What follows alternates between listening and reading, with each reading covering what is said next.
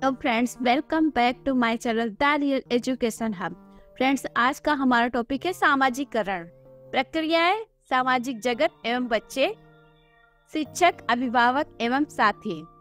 तो फ्रेंड्स, ये topic CTET 2024 के सिलेबस का है, जो बहुत ही इम्पोर्टेंट टॉपिक है। इससे रिलेटेड क्वेश्चन हर बार एग्जाम में पूछे जाते हैं। तो टाइम को वेस्ट नहीं करते और शुरू करते हैं आज का वीडियो। सामाजिकरण यह ऐसी प्रक्रिया है जो नवजात शिशु को सामाजिक प्राणी बनाती है। इस प्रक्रिया के अभाव में व्यक्ति सामाजिक प्राणी नहीं बन सकता है। इसी से सामाजिक व्यक्तित्व का विकास होता है। सामाजिकरण वह प्रक्रिया है जिससे बच्चा समाज में कैसे रहना है, कैसे बोलना है, कैसे रहना है और हमारे समाज का क्या क्या कल्चर है उसको कैसे अपनाना है। इसी से सामाजिकरण की प्रक्रिया के द्वारा ही वो सामाजिक व्यक्तित्व का विकास होता है उसके बालक के। सामाजिकरण का कार्य समाज में रहकर ही संभव है। यहाँ पे बताया गया है कि सामाजिकरण का जो कार्य है ये समाज में रहकर ही संभव है, समाज से बाहर रहकर नहीं संभव है। क्योंकि कहा भी गया है कि अगर कोई व्यक्ति समाज से बाहर रहता है तो वह या तो देव बन सकता है या फिर दानव बन जाता है। या तो वो बहुत अच्छा, उसके अंदर कोई भी गुण अवगुण नहीं आएंगे, बहुत अच्छा बन जाएगा, या फिर उसके अंदर अवगुण ही आ जाएंगे। तो सामाजिक प्रक्रिया में ही वह समाज का सामाजिकरण करना सीखता है। समाज में रहकर ही यह चीज संभव है, समाज से बाहर वह नहीं संभव है। यह व्यक्ति को सामाजिक परंपराओं, जो समाज की परंपराएं हैं उनको सिखाता है। समाज प्रथाओं के बारे में बताता है, रूढ़ियों के बारे में बताता है और मूल्य, नैतिक मूल्य कौन कौन से होते हैं। अपने से बड़ों का सम्मान करना, टीचर्स का सम्मान करना, अपने दोस्तों के साथ कैसे व्यवहार करना, गरीबों की मदद करना, ये सारे नैतिक मूल्य हैं, उनको समाज ही सिखाता है बच्चे के अंदर। आदर्शों कौन कौन से, जैसे श्री राम जी हिंदू समाज के आदर्श पुरुष है, उनके जो उन्होंने त्याग किया है, जो जैसे उन्होंने अपना जीवन व्यतीत किया है वैसे ही आदर्श के रूप में हम उनको बताते हैं कि ऐसे ऐसे श्री राम जी ने किया है, ये बुद्ध जी ने ऐसे किया था, कैसे उनका जीवन यापन हुआ था, उन्होंने कौन कौन से आदर्श समाज में स्थापित किए हैं, उन आदर्शों पे चलना है बच्चे को। ये सारी चीजें समाज के अंदर ही संभव है, ये समाज सिखाता है। आदि का पालन करना और विपरीत सामाजिक परिस्थितियों में अनुकूलन करना सिखाता है। इन सभी आदर्शों का, मूल्यों का, रूढ़ियों का, प्रथाओं का, परंपराओं का, इन सब चीजों को पालन करना पड़ता है समाज में रहकर। और जैसे हम किसी दूसरे समाज में जाते हैं, जैसे हिंदू समाज का बच्चा जब किसी दूसरे समाज में जाता है, बौद्ध समाज में या मुस्लिम समाज में जाता है, तो उस समाज में कैसे अनुकूलन करना है, कैसे उसको अपना धर्म और उसका धर्म या अपना समाज का जो सामाजिकरण उसका हुआ है और दूसरे समाज में कैसे उसको एक अनुकूलन करना है, ये भी समाज ही सिखाता है। सामाजिकरण के द्वारा ही ये सब सीख पाते हैं। सामाजिकरण द्वारा संस्कृति, सभ्यता और अनगिनत विशेषताएं पीढ़ी दर पीढ़ी हस्तांतरित होती हैं और जीवित रहती हैं। यहाँ बताया गया कि सामाजिकरण के द्वारा ही हमारी जो संस्कृति है, हमारी जो सभ्यता है और बहुत सारे और भी अन्य विशेषताएं हैं, जिनको जो है पीढ़ी दर पीढ़ी, एक पीढ़ी से दूसरी पीढ़ी में हस्तांतरित होती है और वो जीवित रहती हैं। जैसे हम गुजराती हैं तो गुजरात में गरबा होता है, तो ये गरबा समाज ही सिखाता है बच्चे को, बच्चे रहते हैं। या हम महाराष्ट्रीय है तो वहाँ का जो धर्म है, वहाँ के जो सांस्कृतिक जीवन है, वहाँ का खान पान है, वो सारी चीजें पीढ़ी दर पीढ़ी हस्तांतरित होती रहती हैं। तो ये तभी जीवित रहती है क्योंकि जो है समाज उनको पीढ़ी दर पीढ़ी हस्तांतरित करता है। समाज और बालक, हमारा नेक्स्ट टॉपिक है समाज और बालक। पालन पोषण का तरीका, बच्चे का पालन पोषण किस तरीके से किया जा रहा है, इसका सामाजिकरण पर बहुत प्रभाव पड़ता है। सहानुभूति का स्तर, बच्चों को किस स्तर तक सहानुभूति प्राप्त होती है, एवं प्रकार, सहकारिता, निर्देश, आत्मीकरण, पुरस्कार एवं दंड, अनुकरण, सामाजिक शिक्षा इत्यादि बालक के सामाजिकरण की प्रक्रिया के महत्वपूर्ण कारक। ये सभी कारक जो है सहानुभूति का स्तर एवं प्रकार, सहकारिता, निर्देश, आत्मीकरण, पुरस्कार एवं दंड, अनुकरण, सामाजिक शिक्षण, ये सारे जो है सामाजिक प्रक्रिया के सामाजिकरण के महत्वपूर्ण पॉइंट हैं, बहुत महत्वपूर्ण कारक हैं। बालक की सामाजिकरण पर पालन पोषण का गहरा प्रभाव पड़ता है। हमने इससे पहले जो वीडियो बनाया है वातावरण वंशानुक्रम, उसमें काफी हद तक बताया गया है कि क्या प्रभाव पड़ता है वातावरण और वंशानुक्रम का। तो उसमें भी बताया गया है कि बच्चे का पालन पोषण किस प्रकार किया गया है, कौन सा माहौल उसको दिया गया है, इसके गहरा प्रभाव पड़ता है बालक के विकास पर। तो ये भी, इसमें भी वही चीज लागू होती है कि सामाजिकरण पर भी पालन पोषण का गहरा प्रभाव पड़ता है। उसके अगर अच्छे पालन पोषण किया गया, अच्छे माहौल में पालन पोषण किया गया, तो उसका व्यक्तित्व निखर के आएगा। उसका व्यक्तित्व ऐसा होगा कि उस पे उसका जो समाज है, उसका जो परिवार है, उसका जो वातावरण है, उसका गहरा प्रभाव उसके व्यक्तित्व पर दिखाई पड़ेगा। बालक समाज विरोधी आचरण उसी समय करता है जब वह स्वयं का समाज के साथ व्यवस्थापन नहीं कर पाता है। इसमें बताया गया है कि बालक अगर समाज विरोधी आचरण कर रहा है तो इसका मतलब है कि वो अपने समाज के साथ अनुकूलन नहीं कर पा रहा है, वो उसमें व्यवस्थापित नहीं हो पा रहा है। इस दृष्टि से उचित सामाजिकरण के लिए यह आवश्यक कि बालक का पालन पोषण ठीक प्रकार से किया जाए। यह बताया गया कि अगर उसको समाज में अच्छे से व्यवस्थापन करना है, उसका अच्छे से सामाजिकरण करना है, तो बालक का पालन पोषण बहुत अच्छी तरीके से किया जाना चाहिए। सहानुभूति पालन पोषण की भांति सहानुभूति का भी बालक के सामाजिकरण में गहरा प्रभाव पड़ता है। ध्यान देने की बात यह है कि शैशवावस्था में बालक अपनी सभी आवश्यकताओं की पूर्ति के लिए परिवार के अन्य सदस्यों पर निर्भर रहता है। इसमें पहला पॉइंट है कि सहानुभूति का पालन पोषण पर बहुत असर पड़ता है। सहानुभूति बच्चों के, जब वो छोटे होते हैं तो बच्चे कुछ भी खुद से नहीं कर पाते हैं, पूरी तरह से वो अपनी फैमिली पर निर्भर रहते हैं। कुछ भी चाहिए है, खाना है, पीना है, हर तरह से साफ सफाई है, ये सारी कुछ उनकी फैमिली, उनके माँ पापा, इनकी फैमिली के सदस्य करते हैं। तो उनके साथ सहानुभूति पूर्वक अगर किया गया है तो उसका उनके सामाजिक जीवन पर, सामाजिकरण पर असर पड़ेगा।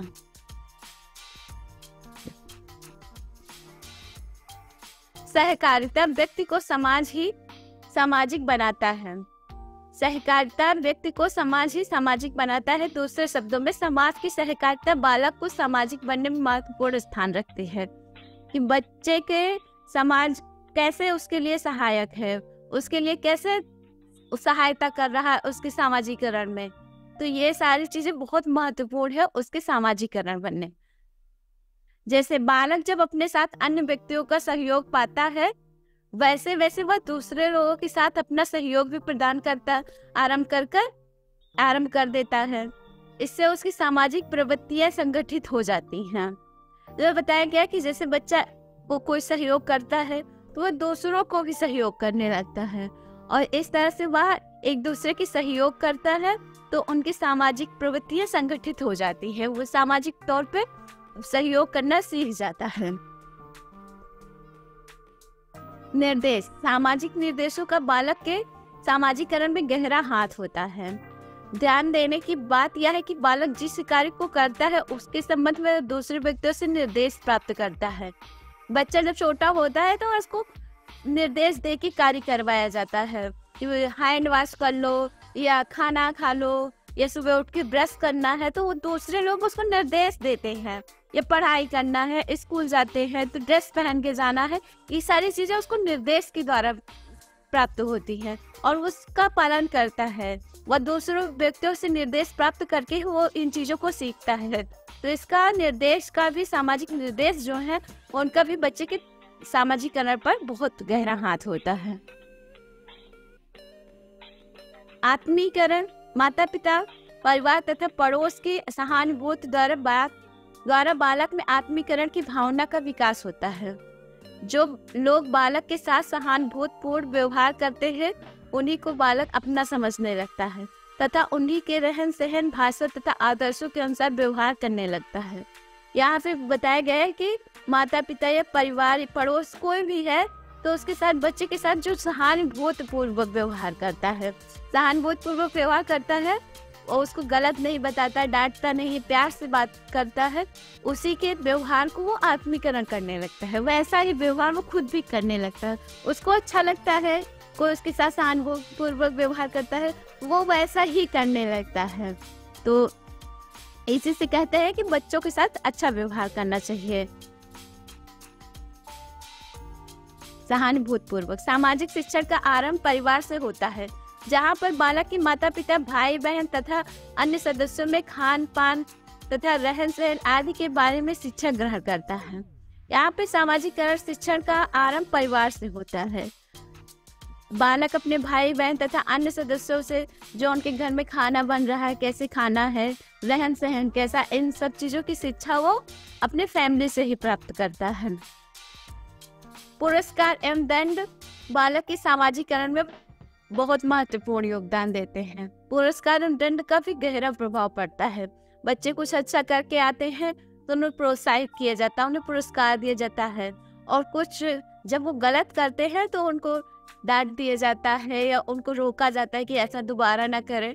तो इसका भी बच्चे के ऊपर बहुत गहरा प्रभाव पड़ता है, और ये बहुत ही महत्वपूर्ण कारक है सामाजिकरण के। समाज के हित को दृष्टि में रखते हुए जब कोई विशिष्ट व्यवहार करता है तो उसे पुरस्कार भी मिलता है। इसके विपरीत जब बालक असामाजिक व्यवहार करता है तो दंड दिया जाता है, जिसके भय से वह ऐसा कार्य फिर दोबारा नहीं करता। स्पष्ट है, पुरस्कार एवं दंड का बालक के सामाजिकरण पर महत्वपूर्ण प्रभाव पड़ता है। बालकों का सामाजिकरण करने वाले कारक अन्य महत्वपूर्ण तथ्य इस प्रकार है। बालक जन्म के समय कोरा पशु होता है। कई मनोवैज्ञानिकों ने कई तरह से बातें कही है कि बालक कोरा कागज होता है।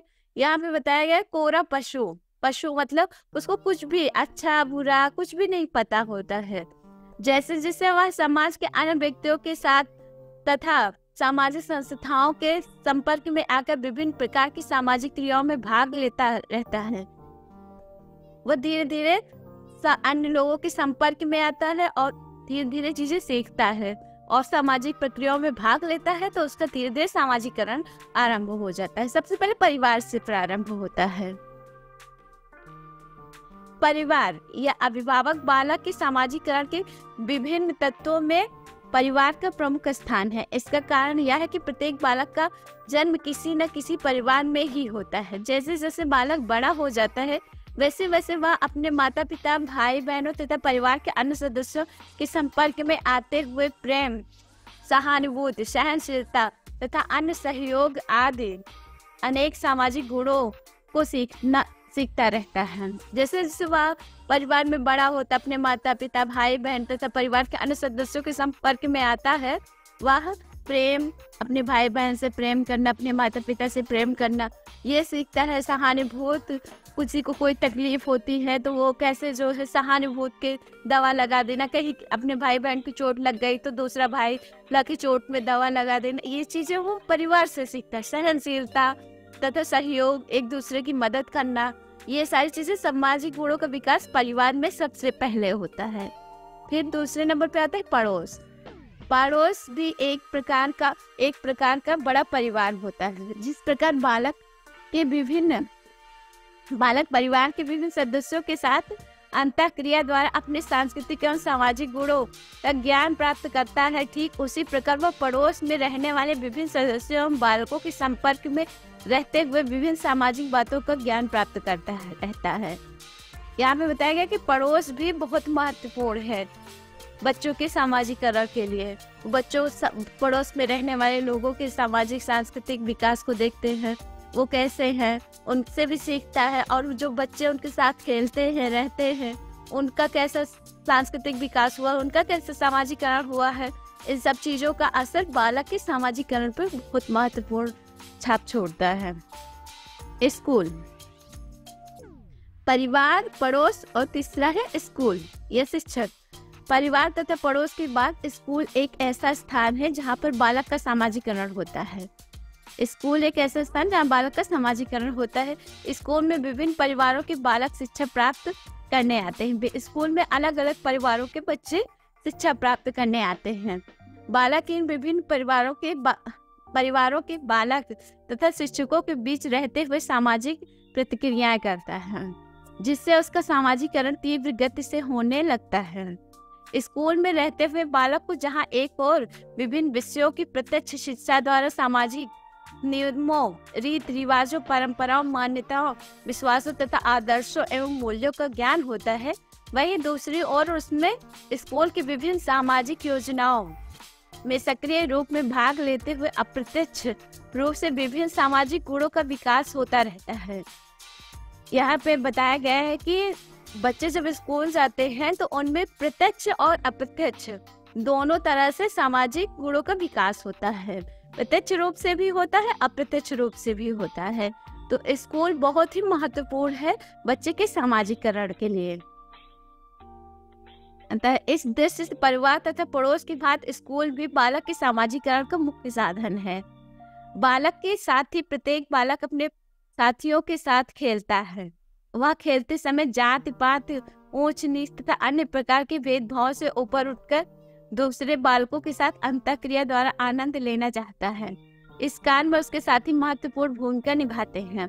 बच्चे जब खेलते हैं तो वो जाति पात, ऊंच नीच या उनका कैसा सामाजिक स्तर है, ये सारी चीजें भूलकर वो सिर्फ एक दूसरे के साथ खेलते हैं और उसका आनंद लेते हैं, उसको एंजॉय करते हैं। तो इस तरह से वो उसके लिए सिर्फ कुछ और चीज मैटर नहीं करती, उस जगह पे सिर्फ उसका फ्रेंड्स मैटर करता है, उसका साथी महत्वपूर्ण होता है। और ये बालक के सामाजिकरण में या दूसरे समाज में उसका अनुकूलन करने में बहुत ही मददगार साबित होता है। नेक्स्ट है समुदाय। समुदाय बालक के सामाजिकरण में समुदाय अथवा समाज का गहरा प्रभाव होता है। धर्म का बालक सामाजिकरण में महत्वपूर्ण योगदान है। हम देखते हैं कि प्रत्येक धर्म के कुछ संस्कार, परंपराएं, आदर्श तथा मूल्य होते हैं। जैसे जैसे बालक अपने धर्म अथवा अन्य धर्मों की व्यक्तित्व एवं समूहों के संपर्क में आता जाता है, वैसे वैसे वह उन सभी बातों को स्वाभाविक रूप से सीखता है।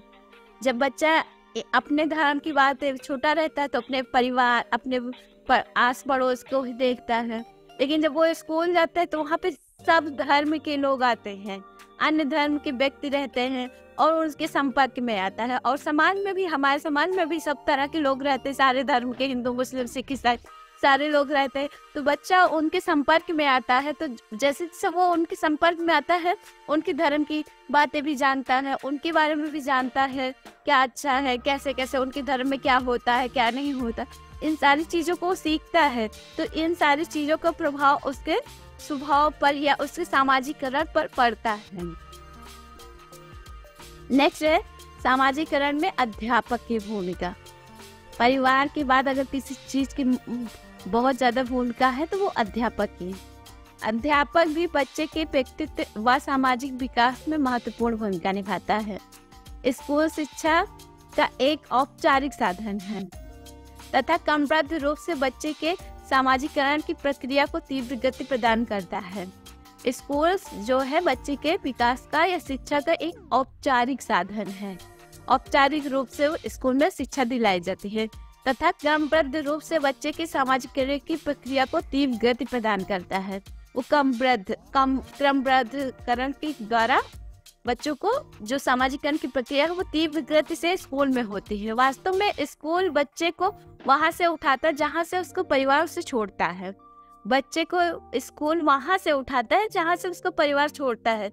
जहां तक बच्चों को परिवार ने सिखा दिया है अपना उठना, बैठना, चलना, लिखना, उसके बाद आगे की जो प्रक्रिया है वो स्कूल और अध्यापक के द्वारा होगी। सामाजिकरण की प्रक्रिया को तेज करने के लिए शिक्षक निम्न कदम उठा सकता है। उसे समय समय पर अभिभावकों से संपर्क स्थापित करना चाहिए तथा मिलजुल कर बच्चों के विकास के संबंध में सोचना चाहिए तथा कार्य करना चाहिए। बच्चे को सामाजिक, सांस्कृतिक व समाज में प्रचलित मान्यताओं का ज्ञान देना चाहिए। बालकों, छात्रों के सामने सामाजिक आदर्श स्थापित करना चाहिए। टीचर्स को चाहिए कि वो बच्चों की संस्कृति क्या है और समाज में प्रचलित मान्यताएं कौन कौन सी है, इनका ज्ञान देना चाहिए और उनको बताना चाहिए कि ये हमारी जो मान्यताएं हैं इनका सिर्फ न सिर्फ वो मान्यताओं का, बल्कि उनका योगदान समाज में क्या है, उसका मेन उद्देश्य क्या है। समाज में कोई भी परंपरा चल रही तो वो बिना उद्देश्य की नहीं है। उनका मेन मोटिव क्या है, उस चीज को करवाने का मेन मोटिव क्या है, वो बच्चों को समझाना चाहिए, जिससे उनको भी समझ में आना चाहिए कि ये सब जो हमारी प्रथाएं हैं, ये जो हमारी संस्कृति है, इसका क्या आगे क्या योगदान हो सकता है, या क्यों चलाई जा रही है, आगे क्यों बढ़ाई जा रही है हमारी संस्कृति। तो उसका मेन मोटिव बच्चों को समझाना चाहिए कि हाँ, अगर ये हमारी संस्कृति में ये है तो इसका वैज्ञानिक कारण क्या है और इसका सामाजिक कारण क्या है। ये सारी चीजें एक टीचर्स को बच्चों को क्लासरूम में समझाना चाहिए। बालकों को स्कूल की परंपराओं से परिचित करवाना चाहिए। बालकों को स्कूल की परंपराएं, ये स्कूल में कैसे है, टीचर्स आते हैं तो बेंच पर से खड़े हो जाना है, उनको गुड मॉर्निंग बोलना है, ये सारी चीज़ें, और कब छुट्टी होती है, प्रार्थना के समय कैसे खड़े होना, ये सारी चीज़ों को बालकों को स्कूल में टीचर्स को समझाना चाहिए। उनकी और स्कूल की क्या क्या परंपराएं हैं उससे परिचित करवाना चाहिए। विभिन्न सामाजिक योजनाओं तथा सामूहिक क्रियाओं में भाग लेने के लिए बच्चों को प्रोत्साहित करना चाहिए। टीचर्स को विभिन्न सामाजिक योजनाएं, जैसे कि होता है कोई भी योजना चलती है तो वो समाज की जो योजनाएं चलती हैं उसमें, और सामूहिक क्रियाएं जो भी होती है समाज के विकास के लिए, उसमें बच्चों को प्रोत्साहित करना चाहिए भाग लेने के लिए। स्कूल में विभिन्न परिवारों से बच्चे आते हैं, उनकी संस्कृति भिन्न भिन्न होती है, अतः अध्यापक को बच्चों में अंतः संस्कृति भाव का विकास करना चाहिए।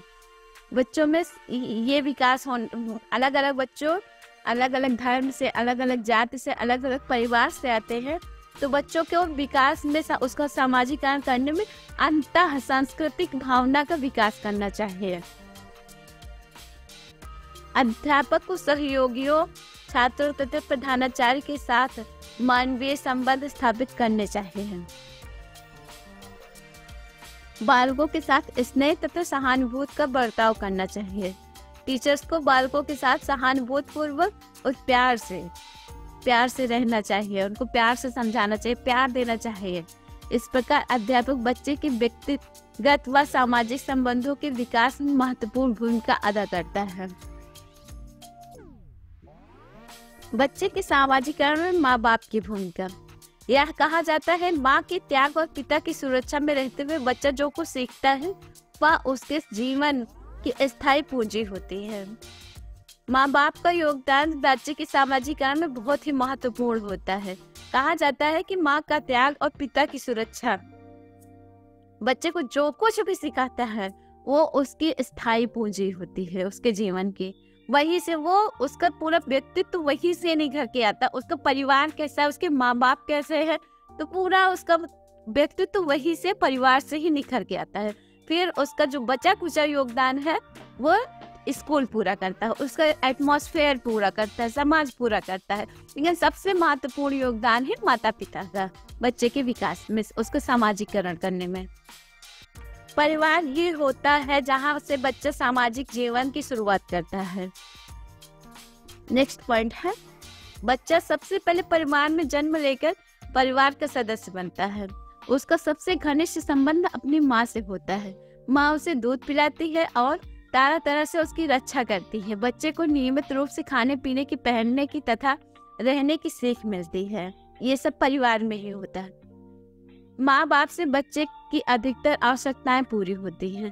साथ ही बच्चा यह देखता है कि कुछ कार्यों को करने पर माँ या पिता उससे प्यार करते हैं, उसकी प्रशंसा करते हैं, और कुछ कार्यों को करने से उसे दंड मिलता है, उसकी निंदा होती है। तो यहाँ पे पुरस्कार और दंड ये यहाँ पे परिवार में उसको मिलता है कि कुछ कार्य जब वो अच्छा करता है तो माता पिता उसको प्यार करते हैं, और कुछ जब वो कुछ गंदी गलती करता है तो उसको उसके माता पिता डांटते हैं या कहते हैं ऐसा मत करो। तो ये उसके सामाजिकरण में बहुत योगदान देता है।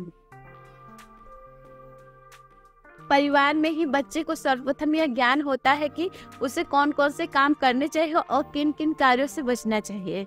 इससे बच्चा धीरे धीरे यह सीख जाता है कि समाज में क्या अच्छा है, क्या बुरा है, समाज को उससे क्या चाहता है, समाज उससे क्या चाहता है। ये धीरे धीरे बच्चा सीख जाता है कि आखिर समाज उससे क्या चाहता है या माता पिता उससे क्या चाहते हैं, क्या अच्छा है क्या बुरा है। ये जब वो करता है, प्रोत्साहन मिलता है, दंड मिलता है, तो वो धीरे धीरे चीजें सीख जाता है। माँ अपने बच्चे को प्यार करती है, परिवार के अन्य लोग भी उसे प्यार करते हैं, वे उसके साथ हंसते बोलते हैं। बच्चा उसकी तरफ देखता है, उसके होठों को हिलाकर बात करने की प्रक्रिया को बार बार देखता है और फिर उसी की नकल उतारने का प्रयास करता है। इसी के परिणाम स्वरूप भाषा का विकास होता है। बच्चा छोटा रहता है तो अपने परिवार के सदस्यों को देखता है कि वो कैसे बोलते हैं, उनके होठ किस तरह से हिलते हैं, वो देख के उनकी नकल करता है और वो धीरे धीरे बोलना शुरू कर देता है और उसकी भाषा का विकास हो जाता है। बच्चे परिवार में गुड्डे गुड़ियों का खेल खेलता है। गुड़िया के साथ वह उसी प्रकार का व्यवहार करता है जैसे माँ या बाप उसके साथ करते हैं। वह उन्हीं की तरह उसे सुलाता है, खिलाता है, पिलाता है, यहाँ तक कि मारता पीटता तक है। और बच्चे भी वैसा ही व्यवहार करते हैं अपने गुड्डे गुड़ियों के साथ जैसे कि उसके माता पिता उसको करते हैं। तो यहाँ से वो सीखता है। सामाजिकरण में खेल की भूमिका। खेल को बच्चे की रचनात्मक, जन्मजात, स्वतंत्र, आत्मप्रेरित, स्फूर्तिदायक, स्वलक्षित तथा आनंददायक प्रवृत्ति कहा जाता है। खेल क्रियाओं द्वारा बालक को आत्माभिव्यक्ति का अवसर मिलता है, इसलिए खेल का बच्चे के सामाजिकरण में विशेष स्थान है। खेल को बच्चे के सामाजिकरण में महत्वपूर्ण स्थान है। इसमें रचनात्मक, जन्मजात, स्वतंत्र, आत्मप्रेरित, स्फूर्तिदायक, स्वलक्षित तथा आनंददायक प्रवृत्तियां उसको मिलती हैं, कहा जाता है खेल को, और इससे उसका सामाजिकरण में बहुत ही महत्वपूर्ण विकास होता है। सामाजिकरण में खेल की भूमिका। नेक्स्ट पॉइंट है सामाजिकरण में खेल की भूमिका। खेल को बच्चे की रचनात्मक, जन्मजात, स्वतंत्र, आत्मप्रेरित, स्वलक्षित प्रवृत्ति कहा जाता है। खेल क्रियाओं द्वारा बालक को आत्माभिव्यक्ति का अवसर मिलता है, इसलिए खेल का बच्चे के सामाजिकरण में विशेष स्थान है।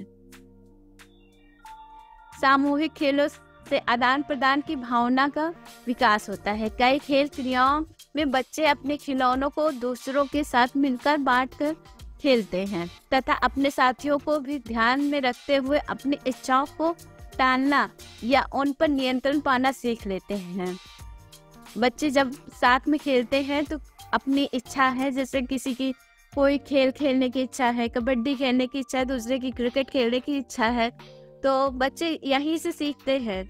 मिल बांट के खेलते हैं एक दूसरे के साथ खिलौनों को, और फिर धीरे धीरे सीखते हैं कि जैसे ज़्यादातर बच्चों का कबड्डी खेलने का मन है और उस बच्चे का मन क्रिकेट खेलने का है, तो वो अपनी इच्छा पर नियंत्रण करता है और अपनी इच्छाओं को टाल देता है कि चलो मैं बाद में क्रिकेट खेल लेता हूँ, सबके मन अभी जो है कबड्डी खेलने का है, इसलिए चलो कबड्डी खेल लेते हैं।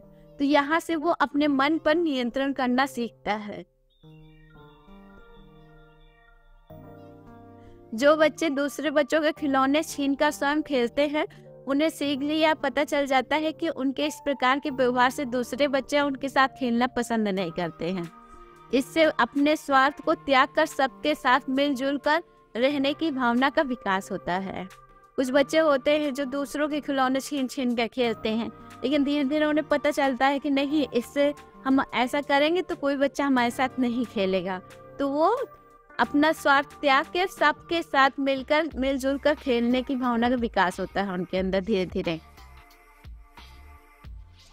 इसके अतिरिक्त बच्चे जब समूह में खेलते हैं तो वे एक दूसरे के साथ मिलजुल कर खेलते हैं, इससे उनमें एकता व सहयोग की भावना पनपती है। यही मिलजुल कर खेलने की भावना आगे चलकर मिलजुल कर रहने की भावना में बदल जाती है। यह देखा गया कि जिन बच्चों को खेल के अवसर नहीं मिलते या बहुत कम मिलता, उन्हें दूसरे बच्चों के साथ समायोजन स्थापित करने में बहुत कठिनाई होती है। ऐसे बच्चे अक्सर स्वकेंद्रित हो जाते हैं तथा संवेदनहीन व दूसरों पर संदेह करने वाले भी होते हैं। बच्चों के लिए खेल बहुत ही जरूरी है, उनके सामाजिकरण के विकास के लिए खेलना बहुत जरूरी होता है।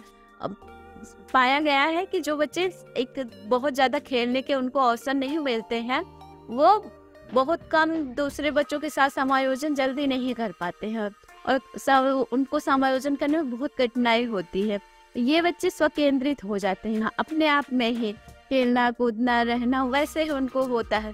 वह दूसरों के ऊपर संदेह किया करते हैं, वो चोर होगा या वो ऐसा होगा वो ऐसा होगा, और वो संवेदनहीन हो जाते हैं। इसलिए बच्चों का सामाजिकरण